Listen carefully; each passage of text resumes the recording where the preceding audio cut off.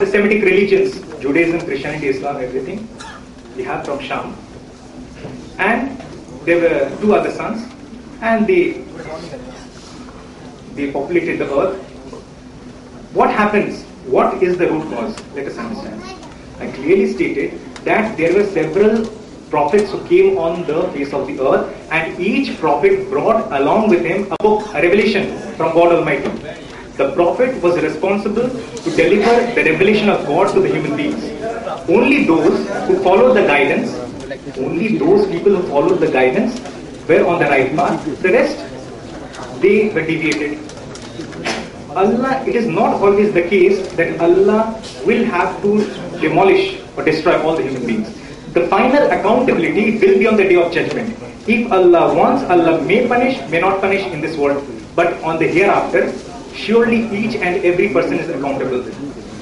It is mentioned in Surah Imran, chapter number 3, verse number 185, that the final recompense will be on the day of judgment. Those who enter the gardens and save from the fire of hell, they would have attained the objectives of this life.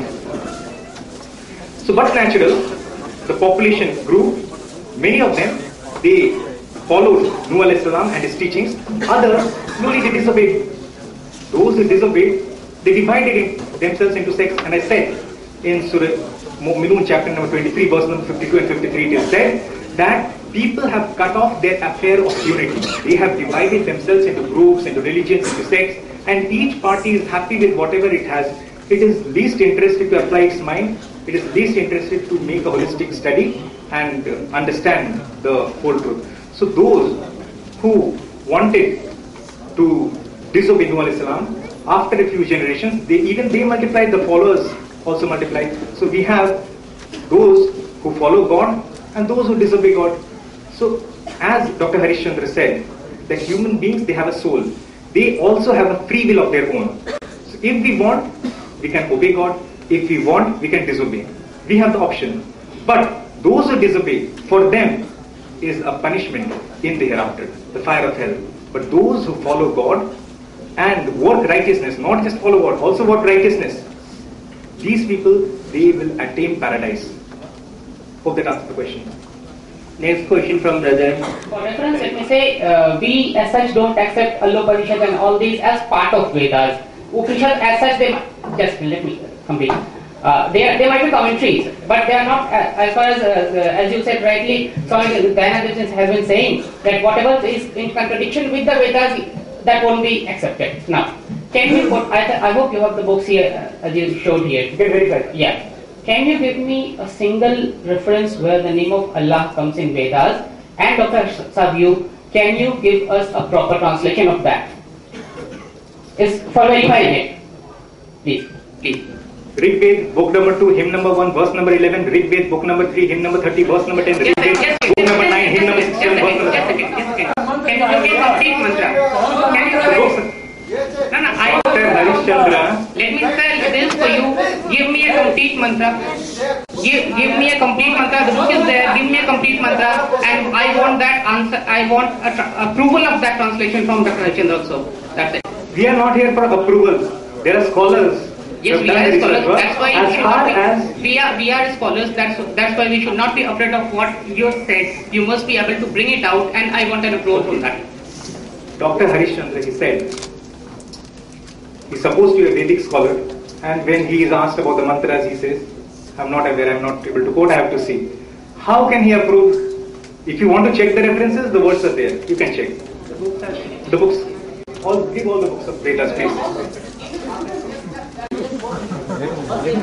I will give you 3 references, which I can verify. Rig Ved, book number 2, hymn number 1, verse number 11. Rig Ved, book number 3. I am only a student, Islam and comparative religion. And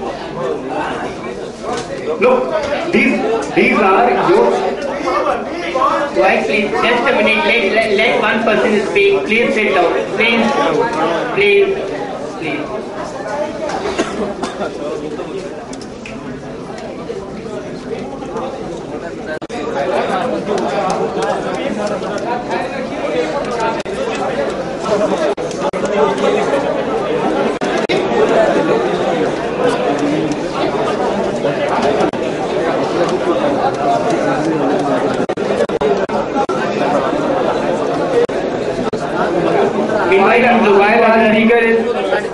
escape the worst, and the question you please pose it. कोई और सवाल है तो आप कर दीजिए, ये निकाल दीजिए. My question is for Dr. Harishchandra. My name is Asad Hussain and I am a teacher by profession. We have just heard from Mr. Swail that it is mentioned not only in the Quran but also in the Veds that Allah is one and He is imageless. Then, and I hope you all agree with him, then why do Hindu brothers and sisters worship idols? Since it is clearly mentioned in your Veds that of Him there is no image and no idol should be worshipped. Then why do Hindu brothers and sisters worship idols?